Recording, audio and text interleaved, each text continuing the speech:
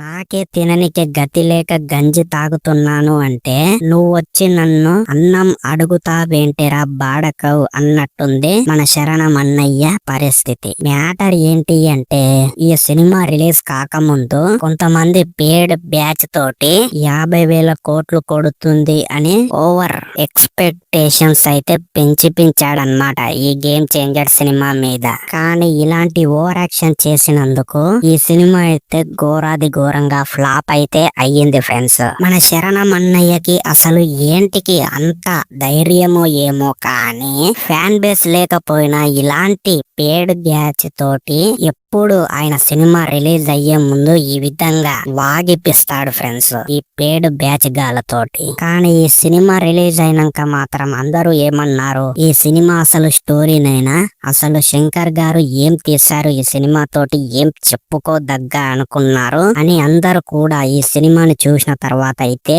తిట్టారు ఫ్రెండ్స్ మన శరణం అన్నయ్యని, శంకర్ గారిని. అదేందో ఏమో కానీ మన శరణం అన్నయ్య ఇంకెన్ని రోజులు వాళ్ళ నాయన ఫ్యాన్స్ తోటి వాళ్ళ బాబాయ్ ఫ్యాన్స్ తోటి వీళ్ళిద్దరి సపోర్ట్ తోటి ఇంకెన్ని రోజులు ఈయన సినిమాలని చూపించుకొని ఈ విధంగా ఎంజాయ్ చేస్తాడో నాకైతే అర్థం కావట్లేదు ఫ్రెండ్స్. ఎందుకు అంటే మన శరణం అన్నయ్య ఇంతకే మన చిర్రు తాతయ్య కొడుకు. అలాంటి కొడుకు అంటే ఏ రేంజ్ లో ఉండాలి, తండ్రిని మించిన కొడుకు అనేటువంటి విధంగా ఉండాలి. కానీ ఇక్కడ రివర్స్ గా మన శరణం అన్నయ్య కెరియర్ స్టార్టింగ్ నుంచి ఏ సినిమాలో కూడా బెస్ట్ పర్ఫార్మెన్స్ అయితే ఇవ్వలేడు. అదే విధంగా ఫ్యాన్ బేస్ ని కూడా ఈ 2025 దాకా అయితే ఫ్యాన్ బేస్ నైతే సృష్టించుకోలేకపోయాడు ఫ్రెండ్స్.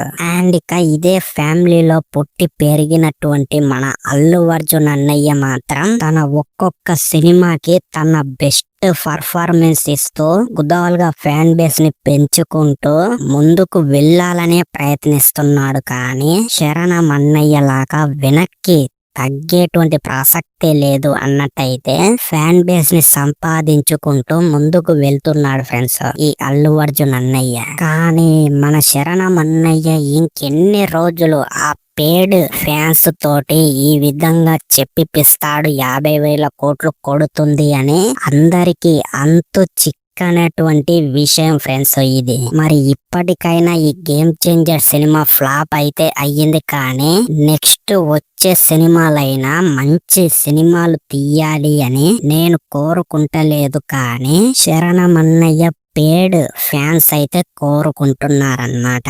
ఎందుకు అంటే శరణం అన్నయ్య సినిమా ఇండస్ట్రీ హిట్ అయితేనే కదా ఆ పేడ్ ఫ్యాన్స్ కి డబ్బులు వచ్చేది. సో ఈ విధంగా చూసుకున్న మన శరణం అన్నయ్య ఇంకో సినిమా తోటి అయినా ఫ్యాన్ బేస్ ని తెచ్చుకోవాలి అని చెప్పి నేనైతే కోరుకుంటున్నాను ఫ్రెండ్స్. మరి మీరేమనుకుంటున్నారు ఈ గేమ్ చేంజర్ సినిమా మీద? మీ అభిప్రాయం ఏంటి? కింద కామెంట్ చెయ్యండి, లైక్ చేయండి, షేర్ చేయండి, వీలైనంత వరకు మన ఛానల్ ని సబ్స్క్రైబ్ చేయండి.